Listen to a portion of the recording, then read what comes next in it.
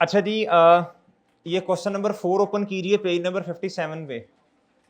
मैंने थोड़ी सी नई बात एक पढ़ानी थी, लेकिन ना मेरा ख्याल है कि इसी की थोड़ी सी मजीद प्रैक्टिस करते हैं। घर जाके तो आपने करनी नहीं है, इधर ही कर लें साथ। फिर मेरा ख्याल था 2 सवाल घर के लिए देंगे, लेकिन वो नहीं करने आपने। इधर करो पहले जी बच्चों। कहता जी पेज नंबर 57, ये है मेरे भाई नई किताब में 57, पुरानी में देख लें जरा, बता दो यार पुरानी वाली में भी। चलो रहने दो यार, आ जाओ वापस, बता दो।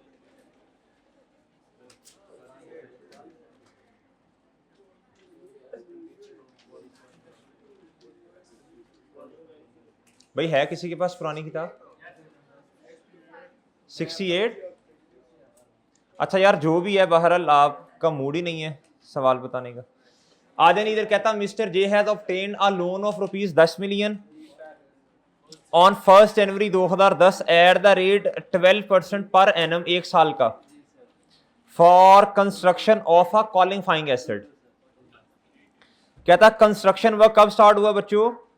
On the same date. Same का मतलब क्या यार, बातें नहीं, अब आवाज नहीं है, खामोश हो जाओ। 1 जैन पे।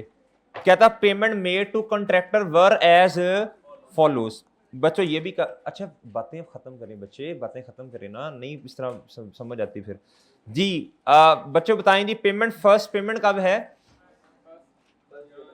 ठीक है, ये सही है, ये तारीखें। कहता था प्रोजेक्ट वाज कंप्लीटेड ऑन 30 सितंबर 2010। कहता सरप्लस फंड इन्वेस्ट हुए बच्चों कब? एट द रेट, कब नहीं, पर surplus fund were invested at the rate 6% per annum. Requirement, borrowing cost capitalised हुई वो बताओ, और कॉस्ट ऑफ बिल्डिंग बता दो।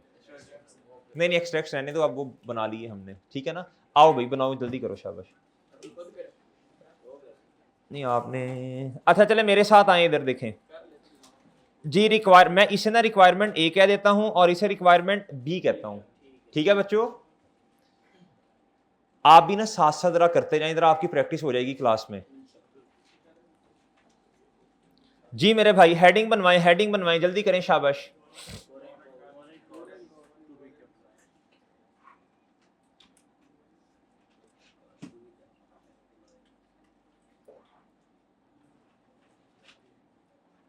जी sir, borrowing cost to be capitalized. Okay sir जी, ऐसे ही है सर। सबसे पहले इंटरेस्ट ऑन, अच्छा सॉरी, अच्छा वो वर्किंग बाद में कर लेते हैं, ये पहले लिख लेने दें। इंटरेस्ट ऑन, वर्किंग करते हैं अभी, 1 मिनट बस। स्पेसिफिक लोन, इसमें से क्या, इसके लिए मैंने कहा था 1-2 लाइन छोड़ देना बस, काफी है, ठीक है। हाँ लेस क्या करें अब?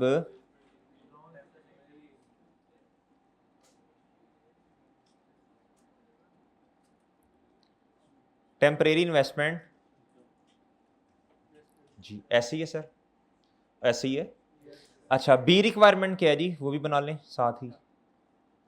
बी रिक्वायरमेंट बताएं क्या है? कॉस्ट ऑफ,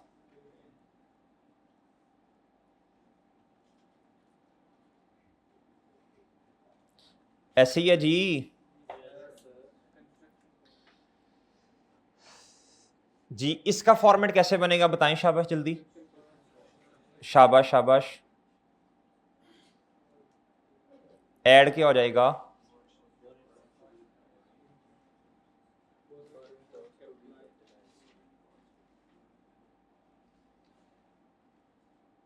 ये जवाब आएगा बच्चों रिक्वायरमेंट नंबर ए से, ए से, ए से, ए से आ जाएगा ना, ए से। अच्छा अभी मैंने ना फॉर्मेट बनाए हैं दोनों किसके बच्चों, रिक्वायरमेंट्स के, किसके बना लिए जी। अब आपको वो पता है ना, वो लेटर ऑफ वाला वो क्राइटेरिया और ये सारी चीजें। अब वर्किंग्स पे आ जाएं, अब किस पे आए बच्चों?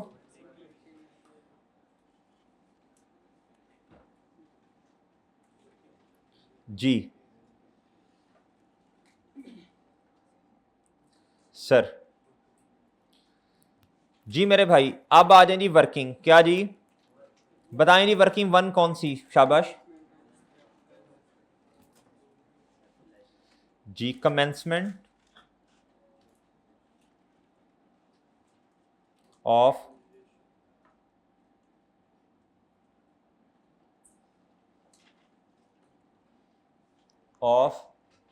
बोरोइंग कॉस्ट ऑफ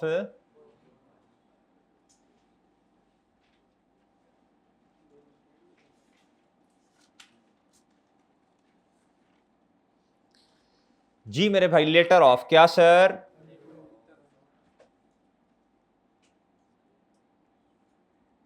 जी मेरे भाई जी सबसे पहले शाबाश बोलें, well done well done well done, शाबाश जी सर, फिर शाबाश शाबाश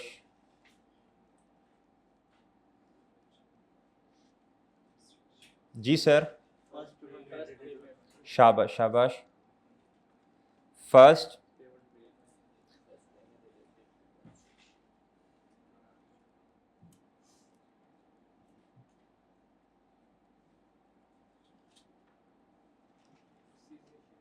जी, फिर क्या फिर क्या फिर क्या, बस सीजेशन काफी है इतना लिखना जी। पहले मुझे बताएं जी लोन कब लिया जी, ये सारी तरीके सेम है, 21 है ना, है इधर इधर डन सर, नेक्स्ट बताओ सीजेशन। भाई जान ये तीनों डेट सेम है, तो बताओ इधर जरा फिर महीने कितने आने हैं, बोलो शाबाश जी। कितने महीने भाई, 9 मंथ्स बच्चों, ये कैपिटलाइज होगा, क्या होगा भाई, ये कैपिटलाइज होगा, ये क्या होगा भाई, कैपिटलाइज होगा। समीर भाई ये सुहेर किधर गया है, हाँ जी। अच्छा जी, अब ना जरा ये मुझे बताएं, अब मुझे बताएं बच्चों, ये क्राइटेरिया पता चल गया, अब क्या कर सकते हैं, क्या कर सकते हैं, जल्दी बताएं शाबाश। स्पेसिफिक लोन पे इंटरेस्ट सबसे पहले कैलकुलेट कर लें, बहुत आसान है, क्या है बच्चों, सीधा सीधा पहले बताएं लोन कितने का, ये तो पता चले, शाबाश 10 मिलियन, रुपीज 10 मिलियन लिख लें, खैर रुपीज अच्छी बात होती है रुपीज लिखना जी। मल्टीप्लाई बाय, बताओ रेट क्या है, कितने महीने सर जी, जी बोलें, इधर भी रुपीज इन मिलियन लिखना चाहिए, 0.9,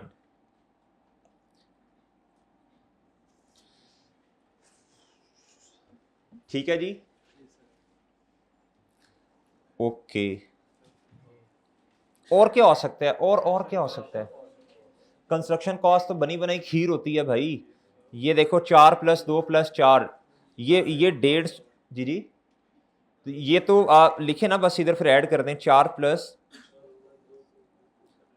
रुपीज 4 प्लस प्लस फिर 4, इधर कितना आ जाएगा, रुपीज इन मिलियन है ना, ये 10 आ जाएगा भाई, क्या आ जाएगा, 10 आ जाएगा, डन डन ना, डन डन डन। अब क्या रह गया, आप खुद बताओ, टेम्परेरी इन्वेस्टमेंट इनकम रहेगी। मैं अब जानबूझ के एक्सट्रैक्ट नहीं बना रहा, मैं कह रहा हूं जरा समराइज फॉर्म बन जाए, ताकि जरा पिक्चर क्लियर हो आपको ना, टेम्परेरी इन्वेस्टमेंट इनकम जरा जल्दी से निकालना आ जाए, फिर एक्सट्रैक्ट्स बना लेंगे इंशाल्लाह। अच्छा जी, जी इधर मेरे भाई मैं करूंगा वर्किंग नंबर 2, क्या करूंगा, वर्किंग 2 करूंगा, क्या करूंगा जी, क्या क्या क्या आना है उसमें, क्या आना है,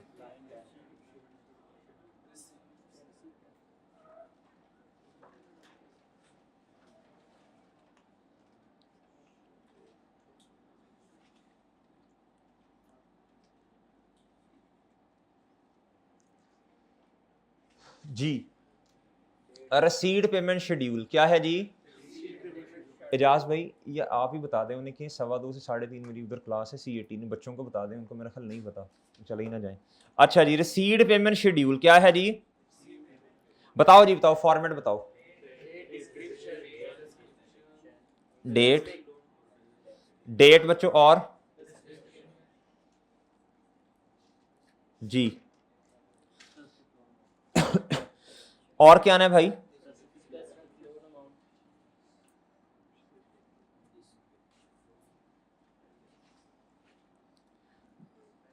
और क्या आना है बोले?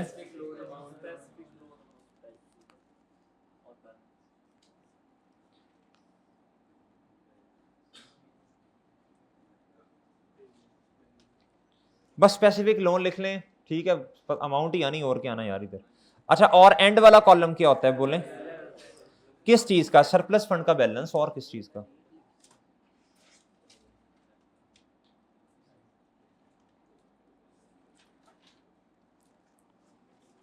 जी मेरे भाई बताएं जरा, सबसे पहले बताएं लोन कब आया, बताएं, शाबाश शाबाश। कितने का? 10 मिलियन का लोन। कितने का सर जी?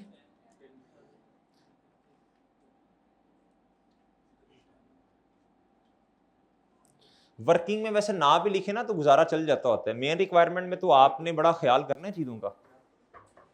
अच्छा जी आगे बता दें, शाबाश जल्दी बता दो यार, उन्हें बता दिए। अच्छा जी, अच्छा जी अभी ना जरा सबर सबर, जरा फसब्रुन जमील, इधर देखें भाईजान, पेमेंट देखें पहली कब है? 1 जनवरी पे। क्या है बच्चों? तो ये मुनासिब नहीं है कि पहले इधर 10 लिखें, फिर उसी तारीख से पेमेंट माइनस करें, फिर दोबारा बैलेंस लिखें। तो जब सेम तारीख पे रसीद भी है पेमेंट भी है तो नेट ऑफ करके बैलेंस लिख देते हैं, ज्यादा बेहतर ये होता है। ये याद रख लेनी है ना छोटी सी बात, देखो ना, वरना वो तीर लगाओगे, तीर का फायदा ही कोई नहीं होना। वो एरो जो बनाते हैं इस तरह, वो लाइन सी। भाई देखें, आपको रसीद भी सेम तारीख पे हो रही है और पेमेंट भी सेम पे है, तो दोनों को नेट करके बैलेंस लिखना चाहिए ना जी, वरना में कॉम्प्लेक्स काम हो जाएगा जी।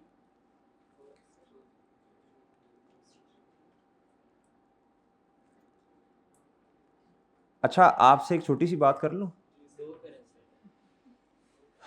वो बात ये है कि जरूरी नहीं है इधर सिर्फ कंस्ट्रक्शन पेमेंट आई, ये रसीड पेमेंट शेड्यूल है। क्या है बच्चों? भाईजान किसी भी किस्म की पेमेंट हो सकती है, कल को हो सकता है लोन की रीपेमेंट आ जाए। भाई हमने इस टेबल का मकसद क्या है? हमने सरप्लस फंड का बैलेंस निकालना है। हमने क्या करना है? ऑब्जेक्टिव पता होना चाहिए तो काम करना आसान हो जाएगा। ऑब्जेक्टिव क्या है? हमें सरप्लस फंड का क्या चाहिए? बैलेंस चाहिए। क्या चाहिए? तो भाई जौन सी मर्जी पेमेंट है वो माइनस होनी है इसमें से, सही है ना? ये नहीं करना कि सिर्फ कंस्ट्रक्शन वाली। भाई देखो कंस्ट्रक्शन तो होनी होनी है, इसके अलावा अगर कोई पेमेंट कर दी और वो इस लोन में से की है तो भाई वो माइनस होनी चाहिए कि नहीं? इसका मतलब है हमारे पास सरप्लस फंड नहीं होगा ना फिर इतना। अच्छा बहरहाल जब सवाल में आएगा फिर मजीद समझ आ जाएगी। जी इधर बताओ कंस्ट्रक्शन पेमेंट कितने की है? जी जी बोलो। तो इधर आ गया फिर भाईजान, कदरदान, मेहरबान, नेट करो, 6 आ गया। Done done sir done. Next बताएं, नेक्स्ट तारीख बताएं। हैं 31 जुलाई 2010। फिर पेमेंट है, फिर पेमेंट है।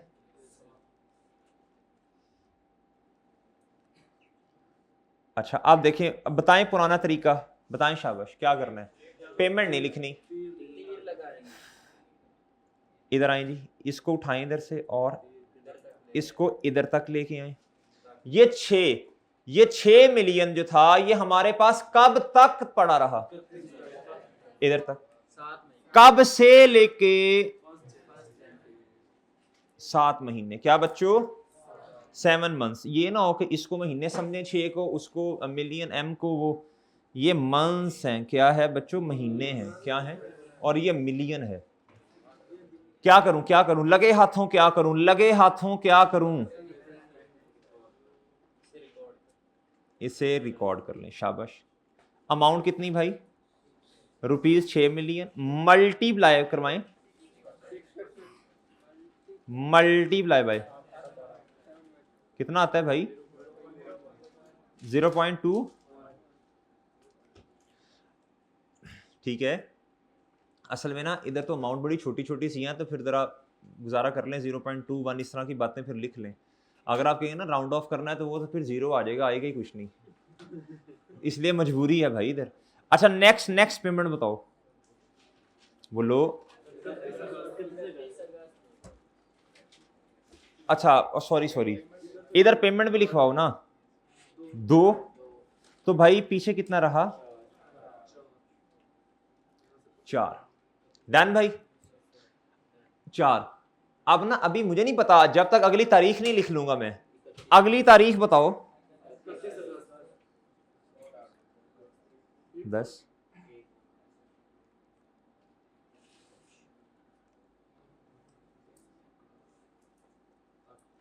जी मेरे भाई बस इधर तक, अभी पेमेंट नहीं लिखनी, पेमेंट नहीं लिखनी, पेमेंट नहीं लिखनी, जी बताओ, शाबाश। ये 4 रुपए उठाओ, ये 4 मिलियन उठाओ इधर से, और आजो आजो आजो आजो, ये रहा, ये 4 मिलियन कब तक रहा, कब तक तक तक तक 31 अगस्त, कब से लेके ये इसको भी ऐसे कर देना ताकि आपको याद रहे, इधर भी बच्चे गलती करते हैं, इधर भी गलती करते हैं। इस 4 मिलियन को इधर से दोबारा इन्वेस्ट करेंगे, तो बच्चों जब ये लगाया होगा ना इस तरह एरो, तो आपको पता होगा इधर तक हो गया, इससे ऑनवर्ड्स, ठीक है जी, डन जी।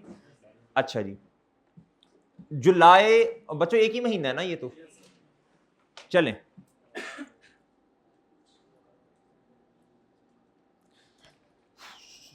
जी 4 मिलियन,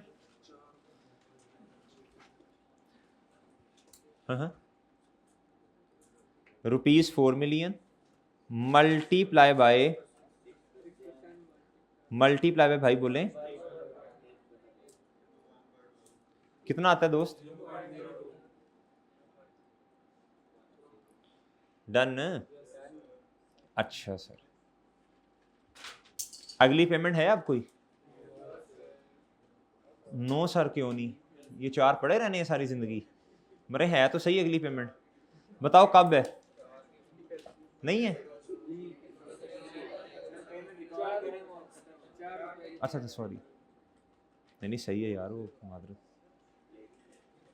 अच्छा मेरे भाई अब इधर हमारे पास कुछ है ही नहीं, सही है ना, देखो 31 अगस्त पे कोई बैलेंस नहीं, हालांकि प्रोजेक्ट कब सीध हो रहा है, आप वाला सवाल आ गया, प्रोजेक्ट कब सीध हो रहा है, तो भाई इधर देख मासूम दोस्त, अब ये जरूरी नहीं है, अब ये जरूरी नहीं है जितने महीने स्पेसिफिक लोन कैपिटलाइज हुआ उतने ही महीने ये हो, आपके जवाब का सवाल, आपके सवाल का जवाब आ गया इधर, ठीक है। हमारे पास जब मैंने कहा था जब बैलेंस ही नहीं होगा तो हम कर ही नहीं सकेंगे ना। अच्छा जी, अब मुझे बताएं जरा, इधर आए और मेरे मासूम दोस्तों इधर टोटल बता दीजिए कितना आता है, इस डिब्बे का टोटल बता दीजिए कितना आया, पॉइंट, क्या करूं इसे, शाबाश वेल डन, पॉइंट जी, इससे उठा के किधर लिख दूं, जी पॉइंट, बहुत अच्छे भाई, 0.67 ऐड हो जाएगा, और भाईजान मुझे बताएं अब क्या आएगा, बताएं, डन सर।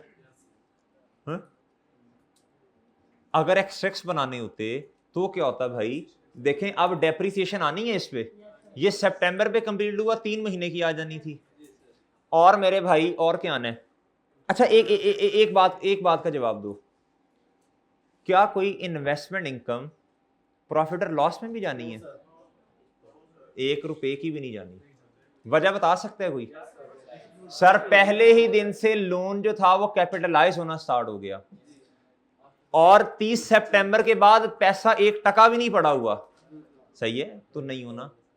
अच्छा और बताएं और क्या हो सकता है, और क्या हो सकता है? और नॉन करंट एसेट में क्या होना है? नॉन करंट एसेट में ये बिल्डिंग नहीं आनी।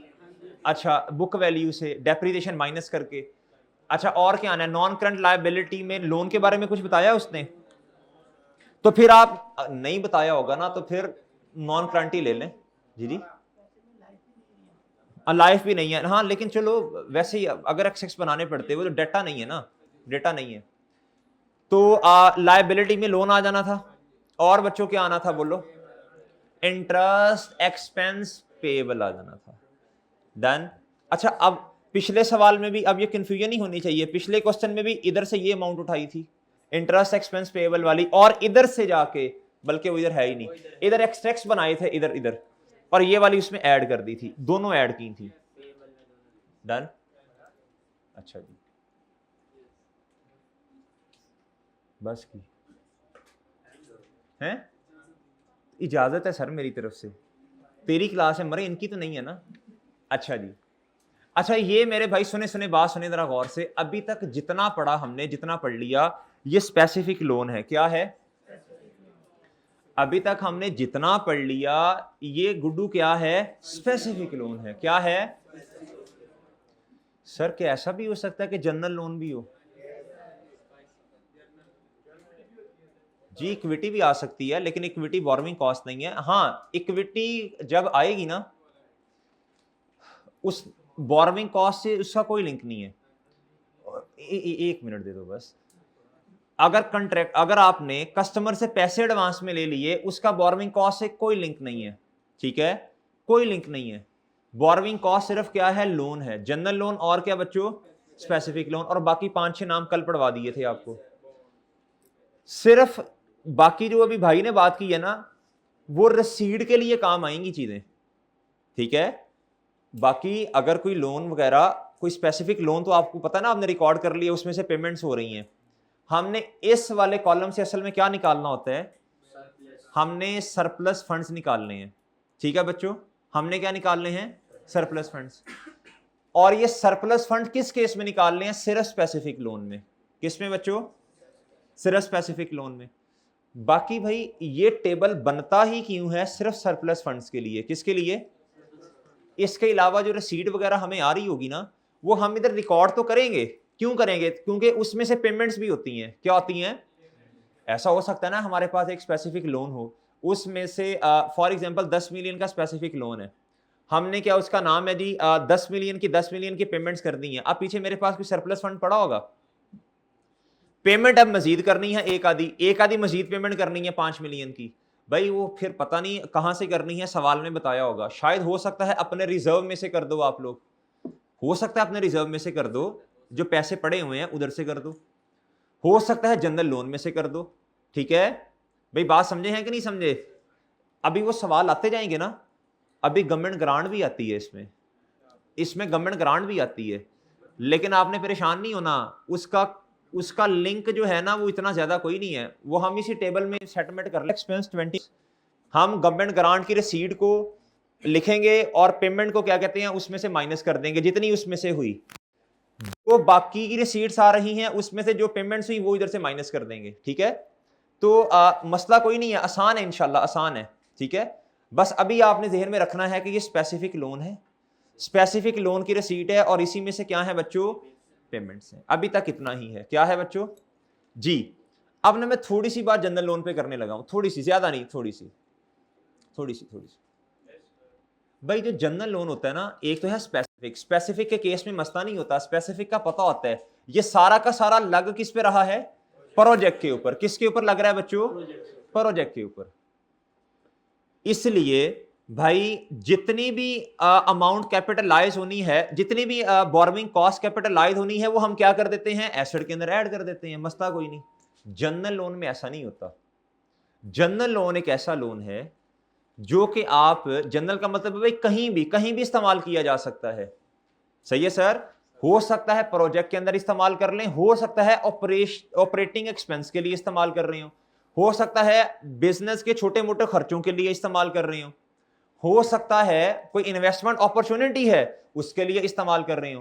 तो भाई जनरल लोन का इस्तेमाल जो है ये कोई स्पेसिफिक नहीं है, इसे कहीं भी इस्तेमाल किया जा सकता है।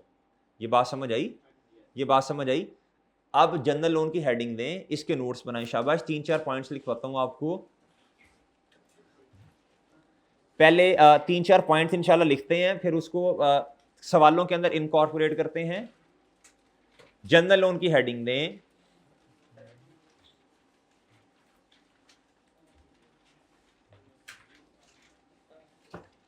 जनरल लोन की हेडिंग दें,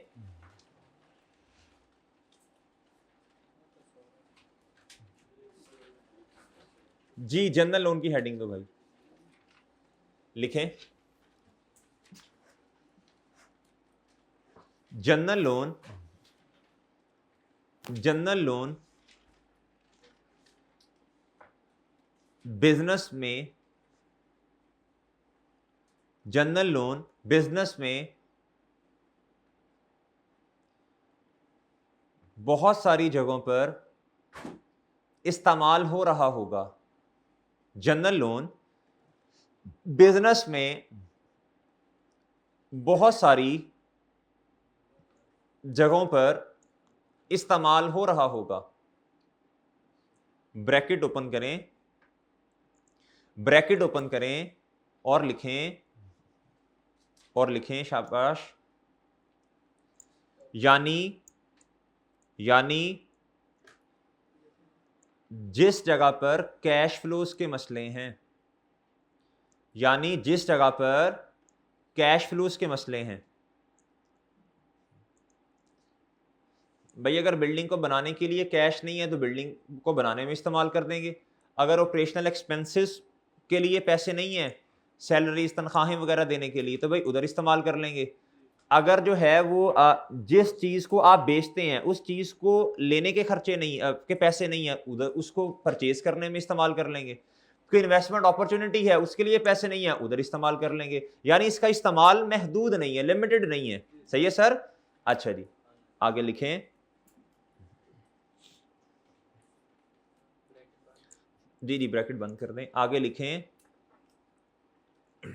जनरल लोन भी, जनरल लोन पर इंटरेस्ट भी कैपिटलाइज होता है।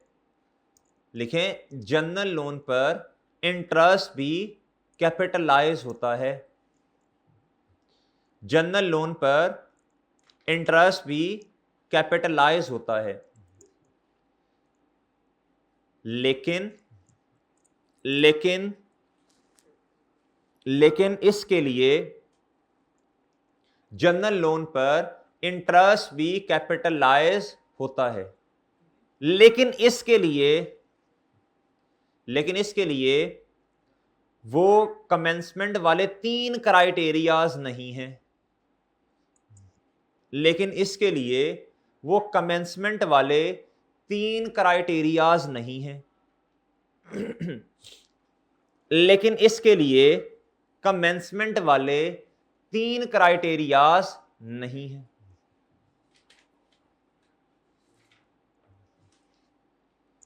जनरल लोन कैपिटलाइज होता है, लेकिन इसके लिए कमेंसमेंट वाले 3 क्राइटेरियाज नहीं है। आप ना एक हेडिंग दें इसी के नीचे, capitalisation of borrowing cost on general loan. Capitalisation of borrowing cost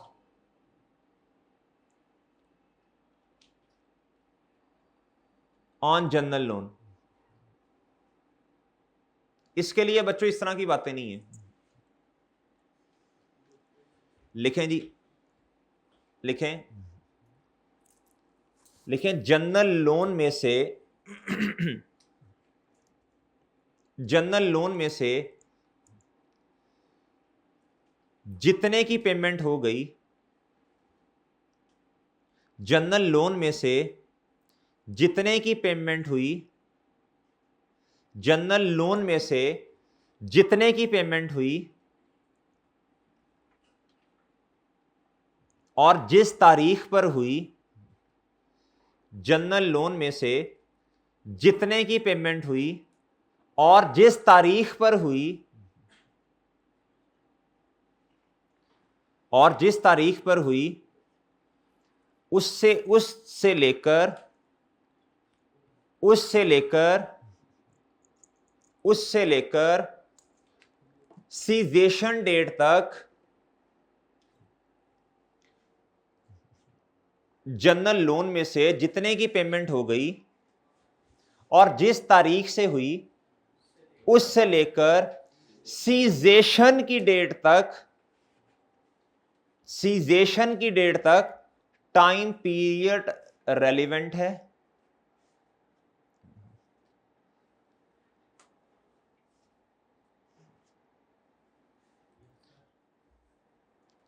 cessation तक टाइम पीरियड रेलिवेंट है। अब एक दफा मुतवज्जे हो, जरा एक दफा मुतवज्जे हो भाई। देखिए आप बात सुने, जब इंटरेस्ट ऑन स्पेसिफिक लोन आया था तो आपने कैपिटलाइज कैसे किया था, लेटर ऑफ से लेके सीजेशन तक। इधर बच्चों इधर लेटर ऑफ का कोई कॉन्सेप्ट नहीं है, इधर वेरी सिंपल, जितनी पेमेंट जनरल लोन में से होनी है ना उस पेमेंट को पकड़ना है। फॉर एग्जांपल जनरल लोन में से 30 मिलियन की पेमेंट है, क्या है बच्चों 30 मिलियन की पेमेंट है जी जनरल लोन में से, और प्रोजेक्ट सीध हो रहा है फॉर एग्जांपल 1 नवंबर 2023 पर। कब हो रहा है 23 पर। और ये 30 मिलियन की जो पेमेंट है यदि कंस्ट्रक्शन पेमेंट है और तारीख है बच्चों इसकी 1 जुलाई कर लें, क्या कर लें 1 जुलाई 23, और ये है जी रुपीस कितने की 30 मिलियन की, कितने की। अब इंटरेस्ट कैसे कैपिटलाइज होगा, इधर देखें 1 जुलाई से लेके नवंबर तक का टाइम, वो जो लाइन लिखवाई वो पढ़ें, जितने की पेमेंट जितने की 30 मिलियन मल्टीप्लाई बाय रेट होगा, कोई ना कोई रेट होगा, वो रेट देख लेते हैं,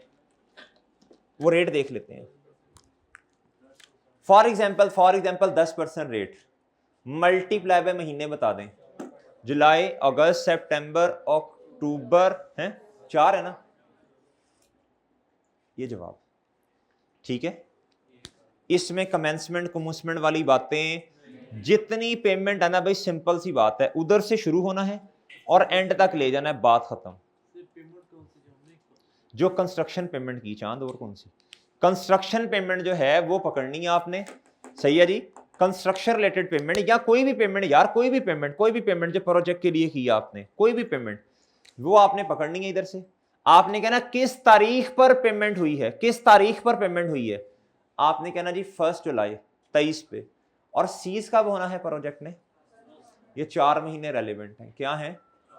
लेकिन इधर मसला पता क्या आता है, इधर टाइम पीरियड का मसला नहीं है, इधर मसला आता है परसेंटेज निकालने का। किसका मसला आता है,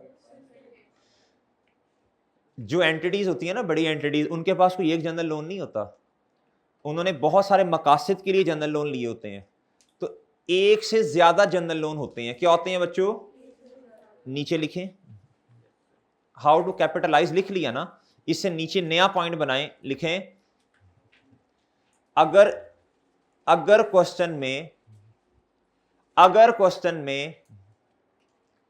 हाउ टू कैपिटलाइज से नीचे लिखें, अगर क्वेश्चन में एक से ज्यादा जनरल लोन है, अगर क्वेश्चन में एक से ज्यादा जनरल लोन है तो हमें वेटेड एवरेज रेट निकालना पड़ेगा। तो हमें यानी इंटरेस्ट रेट, देखो ना एक लोन है जी जनरल 10 मिलियन का, उसका रेट है जी इंटरेस्ट का 15%, फिर बैंक बी से लोन लिया जी 15 मिलियन का, उसका इंटरेस्ट है जी 13%, फिर बैंक सी से लिया, उसका इंटरेस्ट रेट है जी 17%। तो कहता फिर आप क्या करो, एक वेटेड एवरेज रेट निकाल लो। क्या निकाल लो बच्चों, अच्छा जी, अगर एक से ज्यादा जनरल लोन है, अगर क्वेश्चन में एक से ज्यादा जनरल लोन है तो हमें उसके लिए बोलो वेटेड एवरेज रेटिंग। आगे लिखें, इस वेटेड एवरेज रेट को कैपिटलाइजेशन रेट कहते हैं, यानी जिस रेट पर कैपिटलाइज किया आपने बोरोविंग कॉस्ट को, कहता इस वेटेड एवरेज रेट को कैपिटलाइजेशन रेट कहते हैं। क्या कहते हैं बच्चों? कैपिटलाइजेशन रेट कहते हैं। क्या कहते हैं? कैपिटलाइजेशन रेट कहते हैं। और आखिरी बात इसकी लिखो, अगला पॉइंट बनाओ।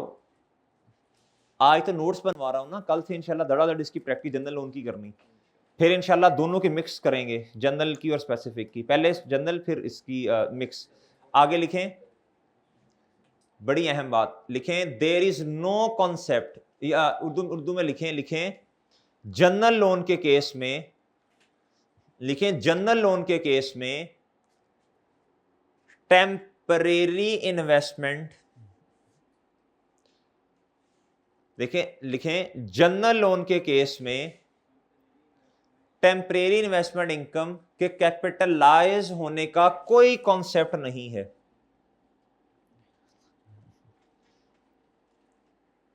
जनरल लोन के केस में टेम्परेरी इन्वेस्टमेंट इनकम के कैपिटलाइज होने का कोई कॉन्सेप्ट, ठीक है जी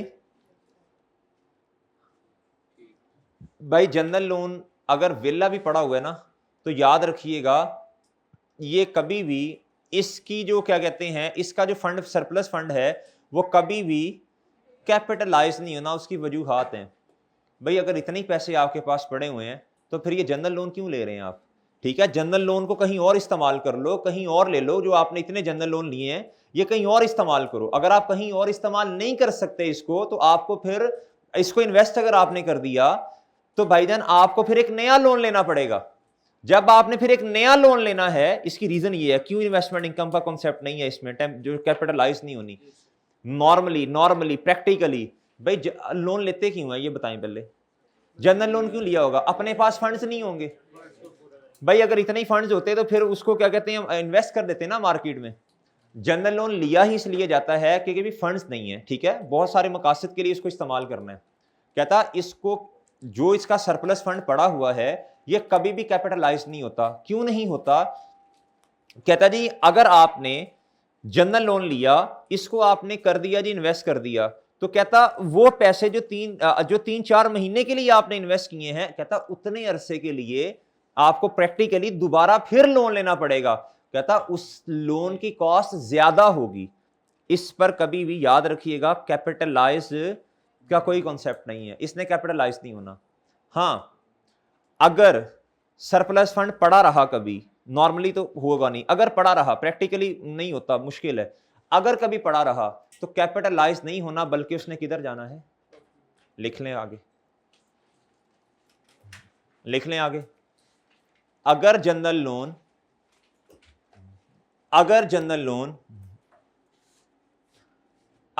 लोन का कोई सरप्लस फंड पड़ा है तो ये हमेशा, ऑलवेज, शुड, नॉर्मली नहीं कह रहा, तो ये हमेशा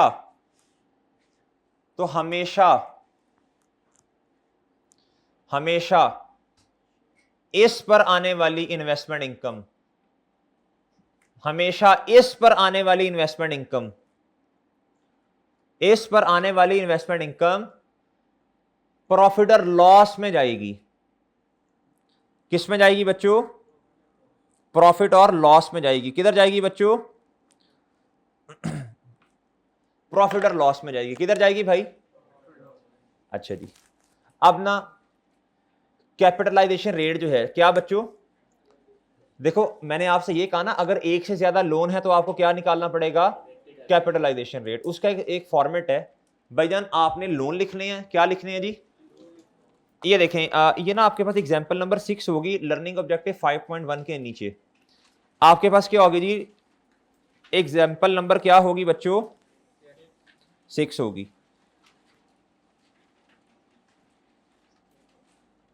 ये देखें एग्जांपल नंबर 6 नजर आ रही है आपको लर्निंग ऑब्जेक्टिव 5.1 के नीचे।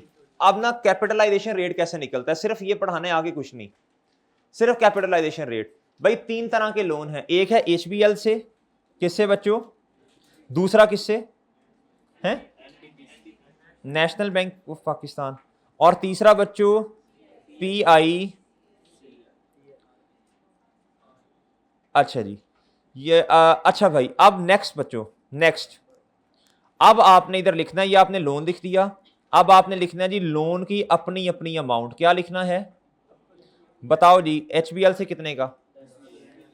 10 मिलियन। और इधर कितने का? और इधर कितने का? अब अगला कॉलम बनता है बच्चों, याद रखिएगा कि हमारे वाले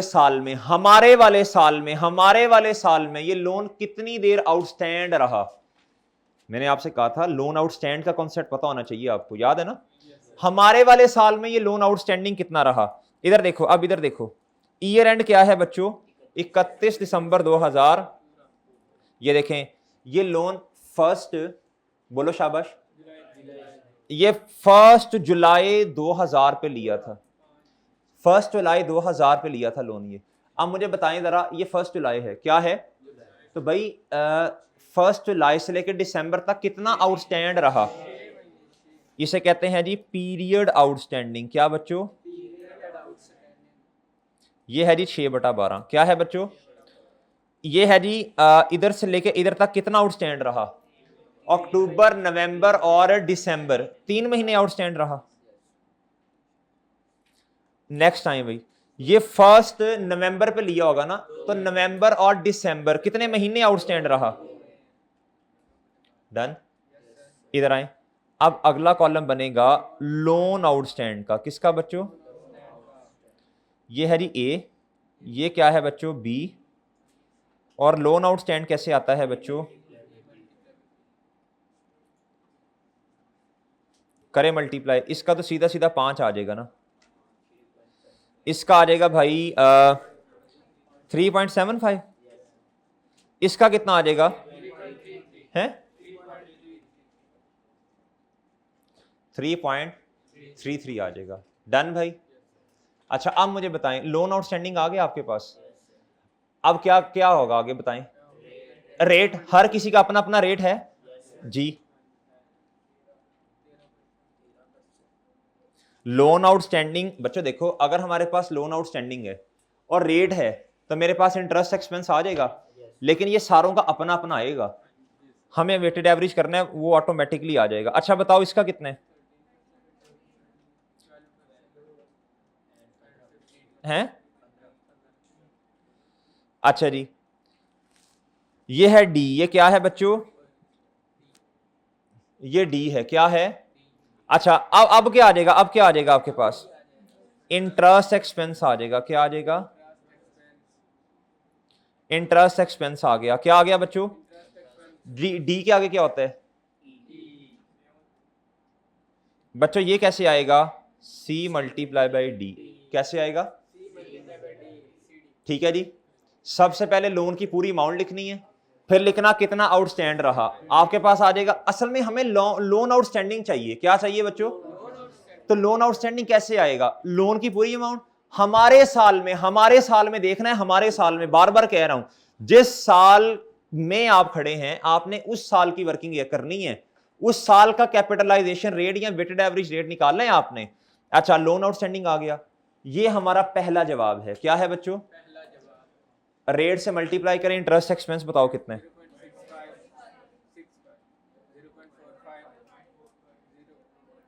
0.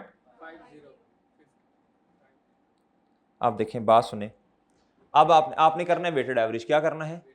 इसका टोटल करें लोन आउटस्टैंडिंग का। जो आपका जवाब होगा ना वो ये और ये मेन है जी। ये कितना है जी?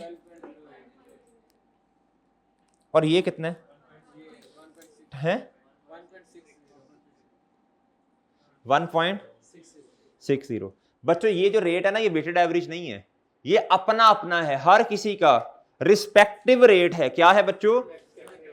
अच्छा इधर देखें, इधर देखो, इधर देखो, ये देखो, इधर देखो, ये आ नहीं जाएगा आपके पास। इधर देखो कैसे वाला, loan outstanding multiply by rate equal to interest expense. अब आपके पास बच्चों क्या नहीं है? ये दरमियान वाली चीज नहीं है। देखो सी, ये क्या फॉर्मूला बना हुआ है? ये C मल्टीप्लाई बाय D किसके बराबर? E के बराबर है। तो भाई ये क्या है? D है। आपको क्या चाहिए? आपको रेट चाहिए ना भाई। देखो सिंपल बात है, लोन आउटस्टैंडिंग मल्टीप्लाई बाय आप रेट करें तो आपके पास क्या आता है? इंटरेस्ट एक्सपेंस आता है। आपके पास अब इंटरेस्ट एक्सपेंस भी है और आपके पास लोन आउटस्टैंडिंग भी है। आपको वेटेड एवरेज रेट चाहिए, ये नहीं करते बंगों की तरह 13 + 12 + 15 डिवाइडेड बाई 3। ये वेटेड एवरेज नहीं है, ये एवरेज है। क्या है बच्चों? ये एवरेज है, ये वेटेड एवरेज नहीं है। वेटेड एवरेज कहते हैं जी वेट के हिसाब से एवरेज करना। क्या करना? जिस तरह हमने गवर्नमेंट ग्रांट के चैप्टर में सीखा हुआ है। अच्छा अब देखें, ये आ जाएगा, ये बड़ा आसान है। इधर देखो, loan outstanding multiply by rate is equal to interest expense. अब हमारे पास क्या नहीं है? Loan outstanding multiply by rate is equal to, बोलो, हमारे पास रेट नहीं है। क्या नहीं है बच्चों? तो आप क्या करेंगे? इंटरेस्ट एक्सपेंस डिवाइडेड बाय जी करवाएं जरा 1.60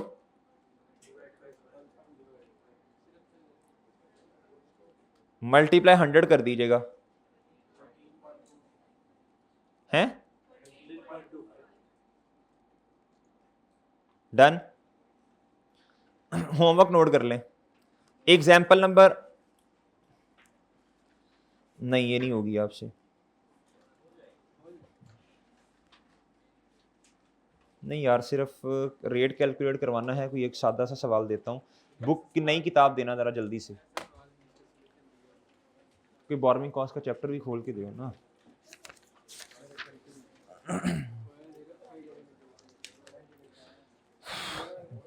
भाईजान एक तो आपका होमवर्क है page number 57 question number 5, page number 57 question number 5। फिर आगे है क्वेश्चन नंबर 6। भाई ये है बेसिक प्रैक्टिस क्वेश्चन, जो है ना लर्निंग ऑब्जेक्टिव 9 है। लेक्चर नोट्स का ना लर्निंग ऑब्जेक्टिव 9 है ये।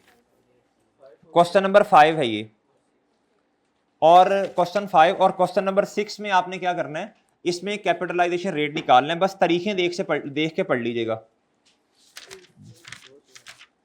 2-2 मिनट के हैं, 3-3 मिनट के।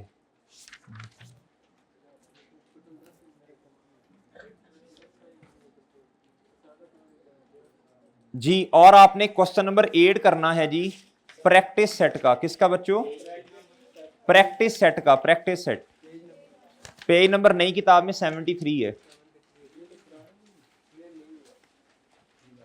ये न्यू है कि पुरानी? अच्छा जी, ठीक है। क्वेश्चन नंबर 8 है बच्चों, इसमें कैपिटलाइजेशन रेट निकालना है from HBL, NBP, ICI, allied bank, 4 है। ओके जी, अल्लाह हाफिज। आज आपका